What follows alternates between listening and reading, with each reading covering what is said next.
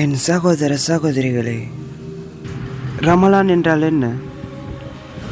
மக்கள் கூறுகிறார்கள், நாங்கள் நோன்பு இருக்கிறோம், அதுதான் ரமலான் என்று. அது ரமலானின் ஒரு பகுதி மட்டுமே.